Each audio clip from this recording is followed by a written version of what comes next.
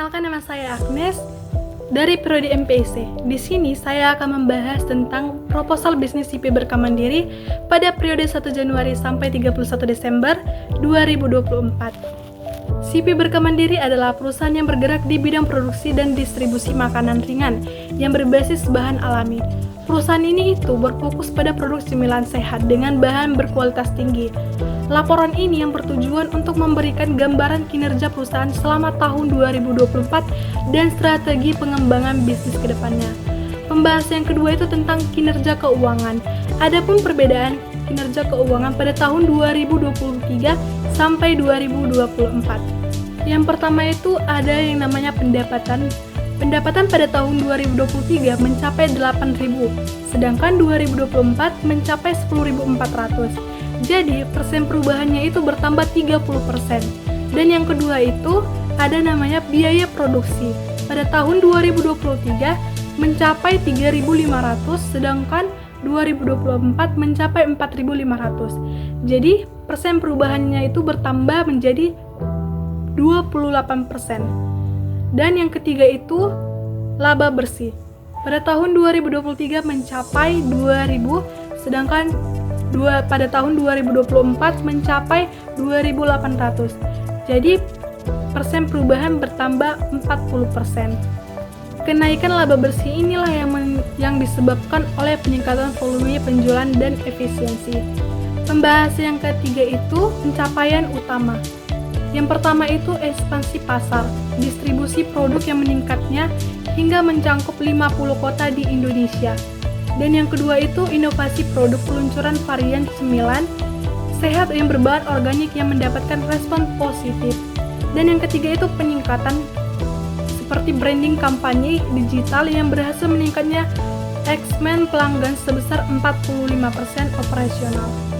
Dan pembahasan keempat itu tantangan yang dihadapi. Yang pertama itu ada namanya persaingan pasar. Persaingan pasar ini yang dapat meningkatkan jumlah kompetitor dalam industri makanan ringan. Dan yang kedua itu kenaikan harga bahan baku. Fluktuasi harga bahan baku yang mempengaruhi pada biaya produksi. Dan yang ketiga itu distribusi dan logistik. Tantangan ini dalam mengelola pengiriman produk ke berbagai daerah. Pembahasan yang kelima tentang kinerja operasional. Yang pertama tentang produksi peningkatan. Kapasitas produksi ini sebesar 25% melalui investasi baru. Yang kedua itu ada namanya efisiensi supply chain, di mana untuk mengoptimalisasikan pengelolaan stok bahan baku untuk mengurangi pemborosan. Dan yang ketiga itu sumber daya manusia. Pelatihan karyawan dalam meningkatnya kualitas produksi dan pelayanan pelanggan.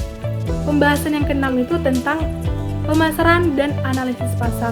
Yang pertama itu tentang strategi digital pemasaran yang melalui media sosial dan e-commerce yang meningkat penjualan online sebesar 60%. Dan yang kedua itu kerjasama distributor yang memperluas jaringan distribusi dengan toko-toko modern dan supermarket.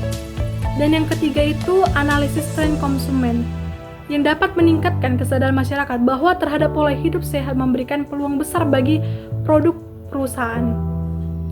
Pembahasan yang ketujuh itu tentang tantangan dan solusi. Tantangannya itu yang pertama kenaikan biaya. Kenaikan biaya ini dapat memproduksi akibat inflasi. Dan kedua itu persaingan harga dengan produk serupa.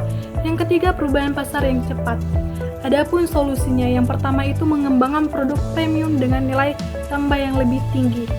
Dan yang kedua itu efisiensi operasional yang melalui sistem produksi yang lebih modern. Yang ketiga pertumbuhan dasar digital yang mudah pemasaran.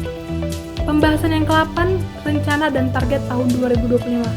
Yang pertama itu akan meluncurkan produk baru seperti cemilan yang berbasis protein nabati sebagai alternatif sehat. Yang kedua ekspansi pasar yang menargetkan bahwa ekspor ke negara-negara Asia Tenggara. Yang ketiga teknologi investasi dalam sistem otomatis untuk meningkatnya produktivitas. Dan yang keempat itu peningkatan branding yang memperkuat identitas suatu merek melalui strategi pemasaran yang agresif. Adapun kesimpulan tahun 2024 merupakan periode pertumbuhan bagi IP Berkah Mandiri dengan strategi pemasaran digital yang lebih kuat, efisiensi operasional, dan inovasi produk.